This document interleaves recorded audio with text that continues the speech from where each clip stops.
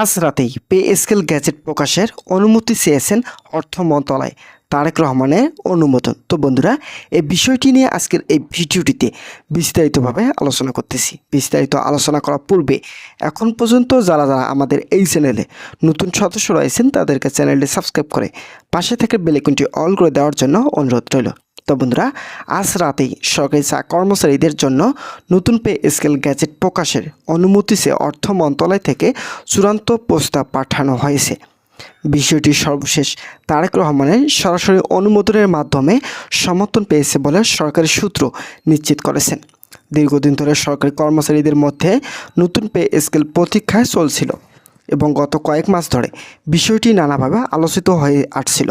কর্মচারী সংগঠন থেকে শুরু করে মন্ত্রণালয়ে বিভিন্ন স্তরে এ বিষয় বারবার আলোচনা হয়েছে, যাতে বেতন কাঠামো আধুনিকায়ন, ভাতা বৃদ্ধি এবং পেনশন কাঠামোর সমন্বয়ে অন্তর্ভুক্ত করা যায়। অর্থ মন্ত্রণালয়ের কর্মকর্তারা জানিয়েছেন, প্রস্তাবিত পে স্কেল চূড়ান্ত করার আগে সব দপ্তর থেকে প্রয়োজনীয় তথ্য সংগ্রহ করা হয়েছে। মূল বেতনের পাশাপাশি চিকিৎসা ভাতা, বাড়ি ভাড়া ভাতা, উৎসব ভাতা এবং অন্যান্য অতিরিক্ত সুবিধাগুলো সমন্বয় করা হয়েছে। মন্ত্রণালয়ের সূত্রে জানা গেছে, পে স্কেল বাস্তবায়নের সময় ধাপে ধাপে কার্যকর করার বিষয়টি বিবেচনায় রাখা হয়েছে, যাতে সরকারি কোষাগারের উপর হঠাৎ করেই আর্থিক চাপ না পড়ে। একই সঙ্গে অবসরপ্রাপ্ত কর্মচারীদের পেনশনের কিছু পরিবর্তনের সুযোগ রাখা হয়েছে, যাতে দীর্ঘমেয়াদী সমন্বয় নিশ্চিত হয়।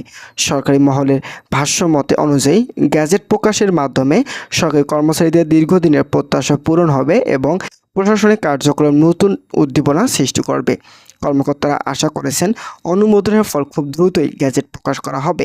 গ্যাজেট প্রকাশের সঙ্গে সঙ্গে সংশ্লিষ্ট মন্ত্রণালয় ও দপ্তরগুলোতে বিস্তারিত নির্দেশনা পাঠানো হবে এবং এরপর ধাপে ধাপে পে স্কেল বাস্তবায়নের কাজ শুরু হবে। তো বন্ধুরা, ভিডিওটি চলাকালীন সময়ে এখন পর্যন্ত যারা আমাদের এই চ্যানেলটি সাবস্ক্রাইব করেনি তাদেরকে চ্যানেলটি সাবস্ক্রাইব করে পাশে থাকা বেল আইকনটি অল করে দেওয়ার জন্য অনুরোধ রইল। এদিকে সরকারি কর্মচারীদের বিভিন্ন সংগঠন এ খবরকে স্বাগত জানিয়েছেন।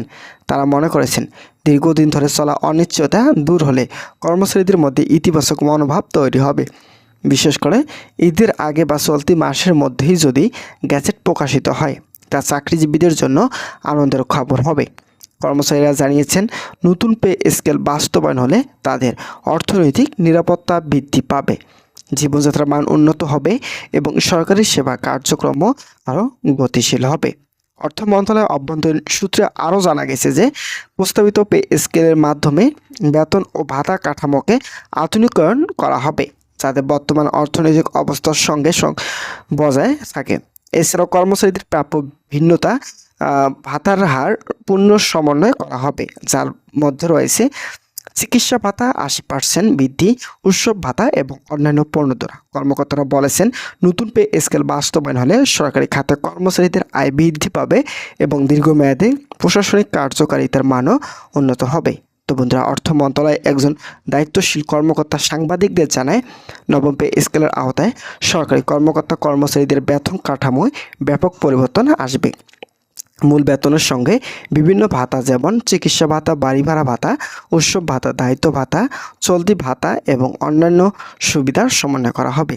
এর ফলে সরকারি চাকরিজীবীরা তাদের পরিবার পরিচালনা আর্থিকভাবে সচ্ছল হবে এবং দৈনন্দিন জীবনের ব্যয় সামলাতে সক্ষম হবে। তো বন্ধুরা, যারা সরকারি চাকরিজীবী রয়েছেন তাদের জন্য শুভকামনা রইল। তারা পরবর্তীতে নিয়মিত আপডেট পেতে এখনই আমাদের এই চ্যানেলটি সাবস্ক্রাইব করে পাশে থাকা বেল আইকনটি অল করে রাখুন।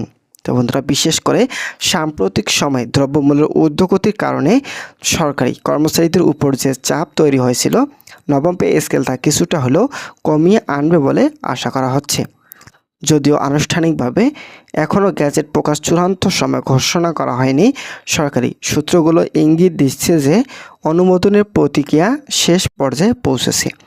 সংশ্লিষ্ট কর্মকর্তারা মনে করেছেন, প্রয়োজনীয় প্রশাসনিক পদক্ষেপ সম্পূর্ণ হলে আগামী কয়েকদিনের মধ্যে গ্যাজেট প্রকাশ সম্ভব হবে। এর সময় সরকারি কর্মচারীদের মধ্যে উৎসাহ ও উত্তেজনার তুঙ্গে থাকবে। সব মিলিয়ে নতুন পে স্কেল ঘোষণার মাধ্যমে সরকারি চাকরিজীবীদের দীর্ঘদিনের প্রত্যাশা পূরণ হওয়ার পথে দৃঢ় এক পদক্ষেপ নেওয়া হলো। যা প্রশাসনিক কার্যক্রম ও সরকারি কর্মচারীদের অর্থনৈতিক নিরাপত্তার জন্য এক উল্লেখযোগ্য অধ্যায় হিসেবে বিবেচিত হবে।